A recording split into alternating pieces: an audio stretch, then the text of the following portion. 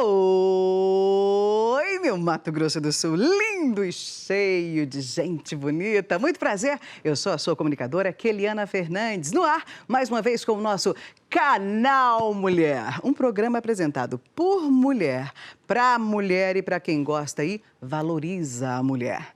Você que está em casa, muito obrigada pela sua audiência, seja muito bem-vindo, seja muito bem-vinda. Você que está aí na internet também, muito obrigada pelo carinho aí da audiência. Podia estar fazendo qualquer coisa, né? Zapeando em qualquer rede social, mas está aqui com a gente. Então, muito obrigada você que está aí na TV online Nova Alvorada Sul, você que está aí no nosso Facebook /Keliana Fernandes. Hoje nós temos um programa especialíssimo. Hoje nós vamos conversar no Papo de Gigantes com ela que é o ícone da política sul-mato-grossense e hoje, no cenário nacional, é a mulher mais importante do momento. Nós vamos conversar com ela que é mãe das duas Marias, casada com Eduardo Rocha, filha do saudoso senador Rames Tebet, mas que tem identidade própria e é uma das principais pessoas, uma das principais cabeças e eleita 3 anos consecutivos melhor senadora do Congresso Nacional. São 81 e ela, Simone Tebet, em 3 anos consecutivos foi eleita aí no Congresso em Foco a melhor senadora entre os 81 senadores que lá estão. É com ela mesmo que eu vou conversar hoje, com a senadora sul-mato-grossense de Três Lagoas, senadora Simone Tebet. Muito bem-vinda ao nosso canal Mulher, é um prazer muito grande falar com você. Eu sei o quanto é difícil a sua agenda ultimamente, porque está andando o Brasil inteiro praticamente, né? Muito obrigada aí pelo carinho, por estar falando com a gente aqui no canal Mulher na TVE, tá bom? Ô, Keliana, é um prazer tão grande. Você sabe da minha amizade, do meu carinho por você, te acompanho já há algum tempo. Estava louca para vir no seu canal para a gente falar um pouquinho sobre coisas importantes para as mulheres. Houve algum desencontro, mas agora deu certo. Muito bom mesmo saber que você está aí nos representando, Simone. A gente tem aí uma admiração muito grande pelo seu trabalho. Você inspira muitas mulheres, inclusive que têm aspirações políticas, né? E para a gente começar aqui a nossa entrevista, eu quero falar um pouquinho mais sobre a Simone Tebet na vida um pouco mais particular. Eu sei que você é bem reservada, não vamos adentrar muito, mas eu quero conhecer um pouquinho mais do que motivou a Simone Tebet a entrar para a política, porque eu sei que você é filha um dos ícones mais importantes da política brasileira, né? O nosso saudoso senador Rames Tebet. Mas eu queria saber quando que nasceu essa vontade de você entrar para a política e por quê? Keliana, você sabe que quando eu conto essa história, todo mundo assim fica admirado. Quando eu tinha 5 anos de idade, meu pai virou prefeito da cidade que eu nasci, uma cidade muito pequena, Três Lagoas era muito pequenininha. E quando eu tinha uns 7 ou 8 anos, meu pai me convidou para ir num bairro muito distante da cidade à noite. E eu fui com ele em um local muito escuro, muito distante, cheio de terra. E eu me lembro que estava todo mundo reunido em frente a um poste de madeira. Pediram para fazer uma contagem regressiva de 10 até 1 e se tocou uma sirene e da escuridão se fez a luz. Eu estudava em escola pública e naquele bairro eu identifiquei alguns coleguinhas da escola. E foi quando eu tive a primeira percepção de que enquanto eu tinha geladeira na minha casa, tinha televisão na minha casa, os meus coleguinhas tinham que dormir cedo porque não tinham luz sequer para estudar. Então, foi muito cedo o meu despertar por uma triste realidade do Brasil, que é da desigualdade social. E minha mãe, muito religiosa, sempre dizia assim, e até hoje ela é viva e diz, ninguém é feliz vendo os outros infelizes, que a gente tem que retribuir tudo que a gente tem. Então, eu acho que eu sou uma mistura disso, uma mistura da fé da minha mãe com o espírito público do meu pai. E você tinha que idade? E eu tinha 7 para 8 anos de idade. Nossa, novinha mesmo. E desde então eu comecei a acompanhar meu pai desde então. Aí quando eu tinha 14 anos, eu pedi para minha mãe autorização para ir para as ruas para lutar por direta já e depois nunca parei. Como é que é essa história de que você, quando seu pai chegava com alguns correligionários, alguns homens que ia para dentro do escritório, você escutava lá atrás da porta? Quem que te contou isso? Ah, eu tenho as minhas fontes. Eu acho que eu fazia isso no início, Keliana, muito mais para poder me aproximar do meu pai. Era uma criança que queria ter o pai dentro de casa. Meu pai era prefeito, nunca tinha tempo para mim. Imagino. Então era uma forma de eu estar perto. Só que aí, obviamente, né, que eu fui crescendo e eu fui começando a conhecer a importância da política, né? E é um dado interessante, porque eu nasci na época da ditadura, onde a gente não podia falar o que pensava, e eu só depois de adulta fui perceber por que a minha casa era tão silenciosa. Eles se reuniam, fechavam as portas e existia um monte de gente ali, 8, 9 pessoas, mas todo mundo falava baixo. Depois é que eu fui começar a entender que assim, eles se reuniam clandestinamente, né? De alguma forma não podiam estar dizendo ou passando para todo mundo o que eles estavam falando, né? Mas é um pouco assim, é um pouco isso. A gente faz o possível, né, para estar perto do pai ou da mãe do jeito que a gente descobre como fazer, né? Mas é muito interessante isso, É. porque de repente foi aí que começou também a sua curiosidade pelo mundo político, não é, Simone? Ah, com certeza, né? Eu sou da época dos grandes homens públicos, né, Keliana? Homens Exatamente. públicos que estão fazendo tanta diferença num país tão miserável, um Brasil que voltou para entrar para o mapa da fome, e que eu vi agora ontem, né, disputando o preço de promoção da cebola, e o que é um privilégio, porque a maioria da população brasileira hoje é, não tem nem dinheiro para comprar cebola. Ele está optando entre o arroz ou o feijão, não é mais o arroz e feijão. Então, eu sou dessa época de grandes homens públicos. Eu tive o privilégio de ver, né, o trabalho de Tancredo, de Ulisses, de Mário Covas, de homens que resolviam os problemas, sentavam, deixavam as diferenças de lado, não tinham vaidades, tinham coragem de defender aquilo que acreditavam, né, e fizeram a diferença pelo Brasil. Você que inspira tantas mulheres, a sua inspiração, além do seu pai, claro, qual seria a figura pública? Não sei se tem alguma figura pública feminina que você admire e que você se inspire. Ah, tem tantas mulheres, mas eu prefiro ficar com mulheres anônimas, sabe? O que me inspira mesmo é saber, Keliana, que a mulher brasileira hoje é a cara mais pobre do Brasil. E saber que a mulher é a que mais trabalha no Brasil. Ela tem dupla, ela tem tripla jornada de trabalho. E você sabe disso porque você tem uma bandeira muito forte, que eu sei que é a sua, a gente tentou tanto. Morremos na praia, mas eu não desisti, Pois é. né? Que é a mulher ganhar o mesmo salário que o homem. Na mesma função, a gente ganha 25% menos. Se for uma mulher negra, vai ganhar 40% menos. Então, essas mulheres me inspiram. Falam, como é que pode? Acordam 4 horas da manhã, deixam comida em casa para os filhos ou para o marido, pegam um transporte coletivo. Nas grandes cidades, pegam 2 transportes, 3 transportes, trabalham o dia inteiro, voltam para casa, ainda tem que lavar louça, tem que colocar os filhos para dormir, né? Tem que ajudar os companheiros nas suas necessidades. Então, assim, eu poderia citar tantas mulheres corajosas, mas acho que ninguém tem mais coragem que a mulher anônima do Brasil. Então, eu fico com essas mulheres, elas me inspiram. Assim, eu não sei se eu tenho essa força que a mulher brasileira tem, essa coragem, né? Essa coisa assim, de lutar apesar das adversidades. Simone, você foi a primeira mulher líder, a mulher não, a primeira líder, né, da bancada, a bancada feminina no Senado se iniciou com você. Você foi a primeira mulher a presidir a Comissão de Constituição e Justiça do Senado. Isso é um marco, nunca havia acontecido isso antes. Você também foi a primeira mulher a liderar a bancada do MDB no Senado e a primeira mulher a concorrer à presidência do Senado. Neste mundo do Congresso Nacional, no qual muitas de nós mulheres temos sim que olhar para esse mundo com um olhar como esse seu, como é viver no meio desse mundo aí? Me fala, porque a maioria esmagadora é homem. Nós somos aí no Senado, eu não sei qual a porcentagem, mas sei que são 13%, né? 13%? 13 senadoras apenas. 13 senadoras no meio de 81. Mas não é só do Senado, no Senado que a gente vive quando está aí. O Congresso Nacional tem 513 deputados, 81 senadores. Temos 71 deputadas e 13 senadoras. Como é que vocês conseguem sobreviver aí no meio deles?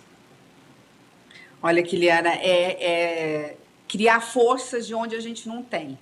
Né? Você é uma mulher muito forte, você sabe disso, isso ninguém precisa dizer, só basta olhar, ver a sua luta. Obrigada. E mesmo assim você sabe o quanto é difícil chegar onde você chegou. Ou as pessoas poderem dizer que você é tão boa no que você faz quanto os homens. É um pouco isso.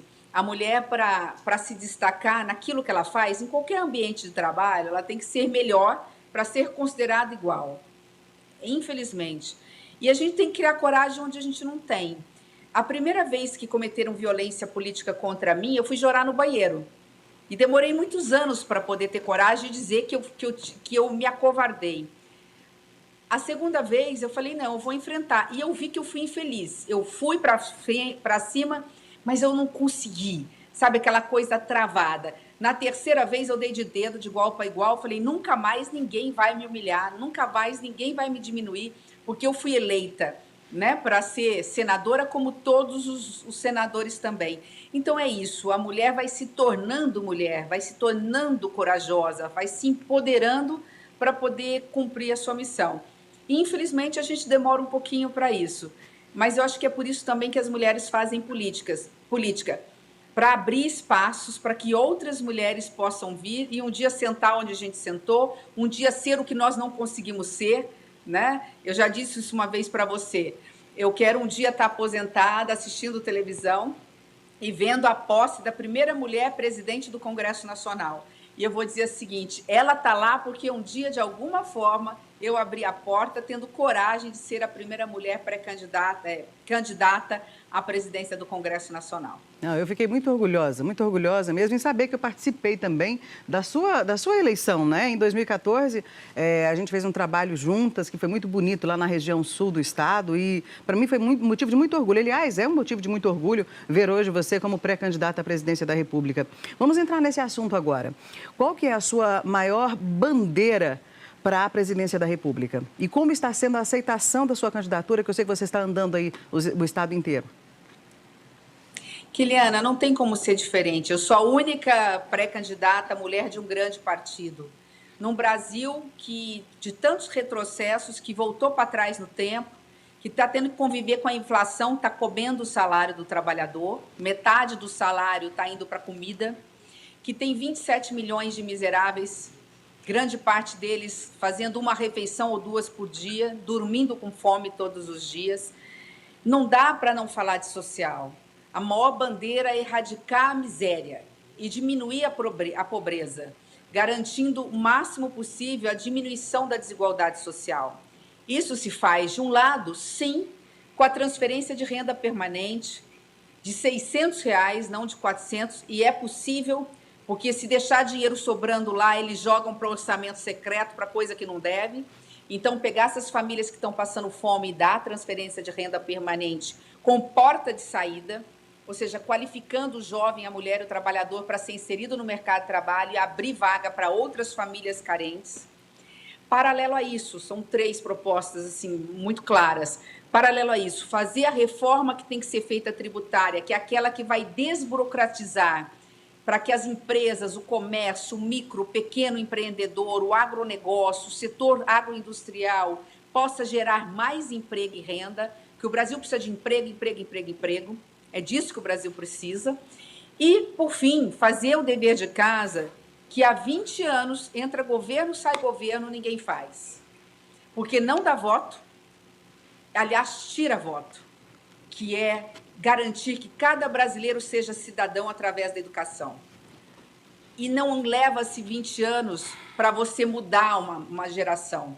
Você com 5, 6 anos de idade, 5, 6 anos, você pegando o ensino fundamental 2 e o ensino médio, porque o fundamental 1 está mais ou menos organizado, colocando a União para coordenar esse trabalho e colocar estrutura com internet, com valorização do professor, para que em 6 anos, no máximo 8, todas essas crianças passem pelo Fundamental 2 e pelo ensino médio, e esse jovem que termina o 3º ano do ensino médio ou vai para o curso profissionalizante ou vai para uma universidade.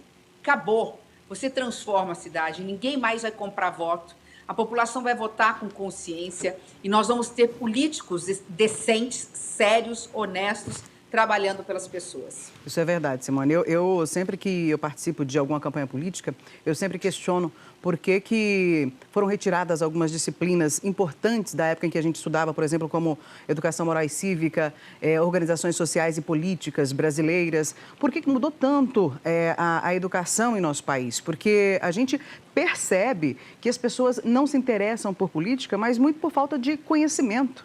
Pessoas com faculdade hoje, pessoas que estudam na mesma turma que eu, me perguntam para que tipo de eleição nós vamos votar esse ano. Quais são os cargos, Keliana? E isso me preocupa muito, Simone. E realmente, como você disse, é uma plataforma difícil, mais tira voto do que realmente dá voto, mas é o que realmente pode consertar o país, né? É assim no mundo, né? Você vê a Coreia do Sul tinha um PIB, um crescimento há 20 anos atrás, muito, pouco mais que isso, 30 anos atrás, muito inferior que o do Brasil, muito inferior. Um país pequenininho, com alto índice de pobreza e que não tem a riqueza de terra, de climas, de água, enfim, que nós temos. Resumo, investiu na educação, na ciência, na tecnologia, na inovação.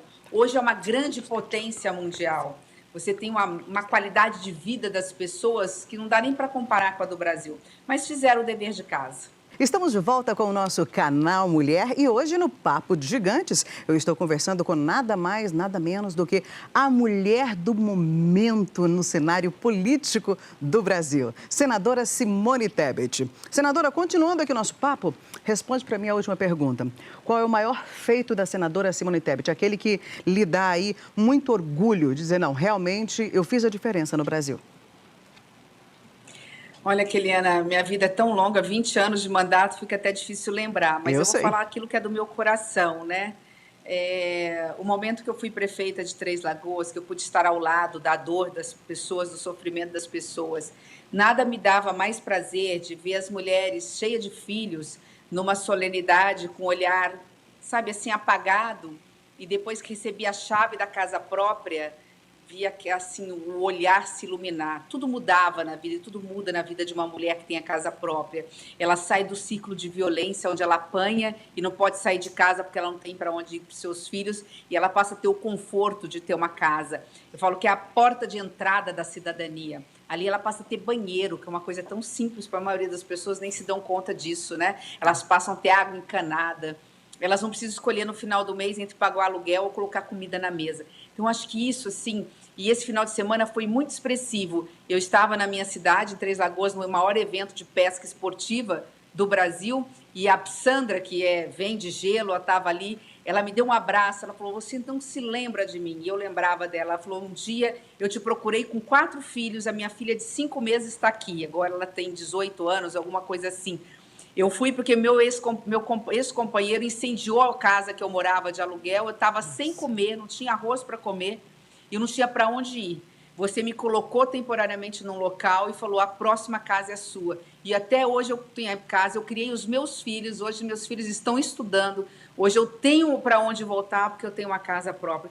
Então, assim, Keliana, isso supera qualquer dificuldade que a gente tenha, qualquer crítica que a gente receba, qualquer outro erro que a gente comete, porque a gente comete mesmo. Claro. Mas, assim, nada é mais prazeroso do que entregar a chave da casa própria para uma mãe.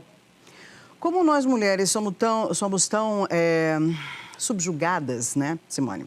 A gente está ouvindo aí algumas possibilidades de que talvez haja aí uma fusão, sei lá, uma federação, alguma coisa. E a gente no mundo jornalístico está vendo que isso talvez possa acontecer. E ficam sempre aventando que você poderia ser vice-presidente, desistir da pré-candidatura a presidente da República para ser candidata a vice-presidente. Como que você vê esses comentários? Existe realmente essa possibilidade?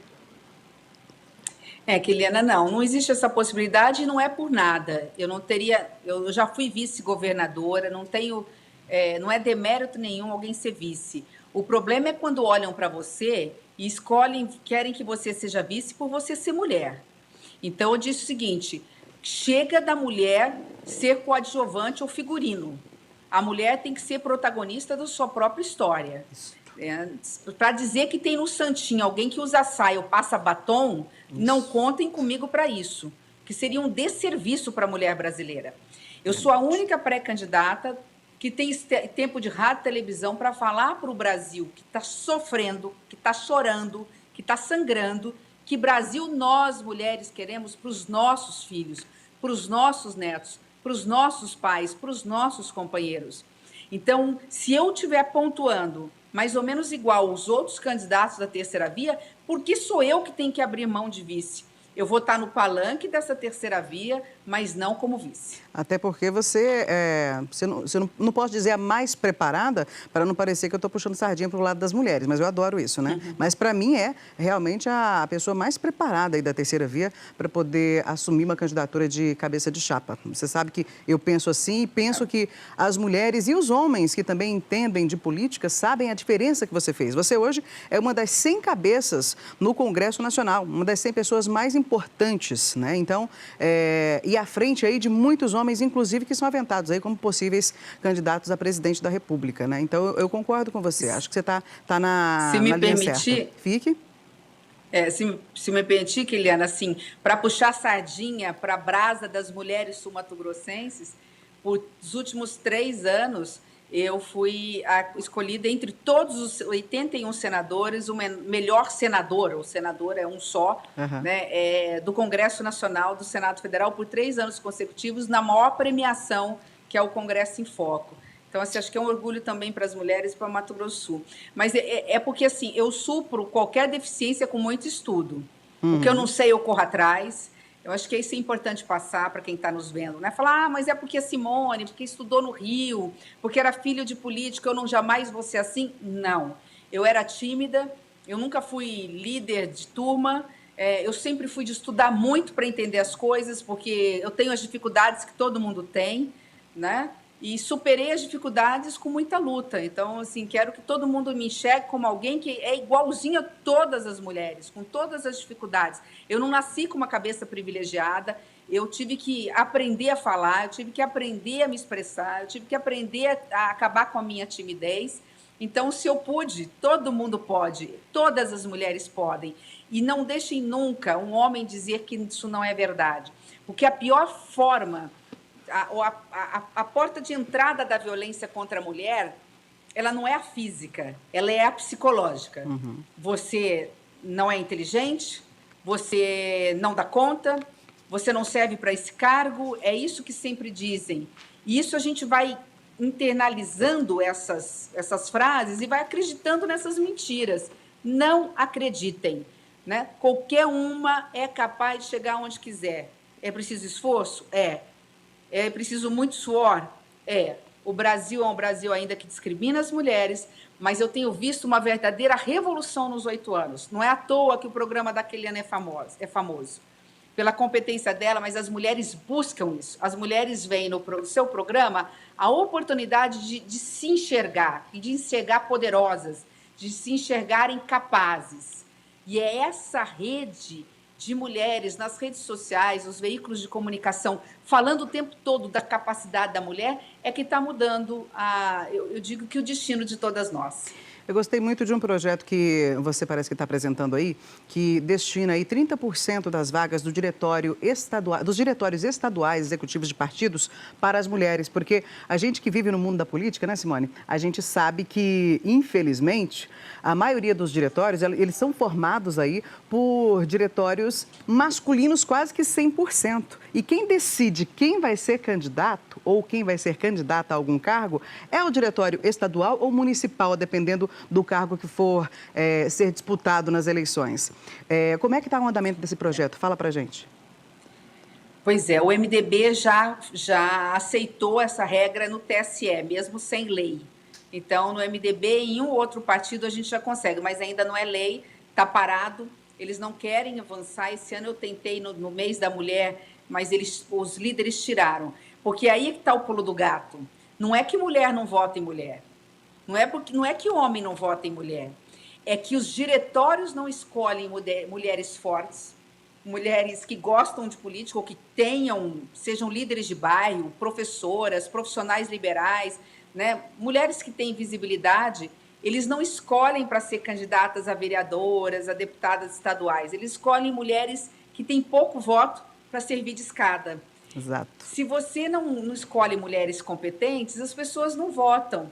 Ou mulheres que queiram. Às vezes eles escolhem até laranjas, né? Muitas vezes. Se você tem 30% de mulheres nas executivas, essas mulheres do diretório vão buscar mulheres que querem fazer política. Exato. E, obviamente, que aí tanto homens quanto mulheres vão votar nessas mulheres. Sem falar nos dados, nas informações que os diretórios têm, né, Simone? Que a gente sabe que existe, as negociações que existem entre os diretórios e os candidatos a governo, os candidatos a prefeito, que a gente hoje já tem a prerrogativa de ter 30%, né, de verba, né, partidária não, eleitoral, do fundo eleitoral, para a nossa campanha. Porém, a gente nem sabe esses 30% de que valor, né?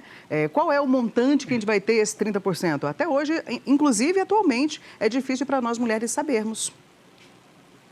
Exatamente, inclusive no horário que vai para a televisão, né, de rádio e televisão, escolhe Justo. os melhores horários e colocam os homens, enfim, é isso aí. É entender que a política e a campanha começa muito antes do período eleitoral.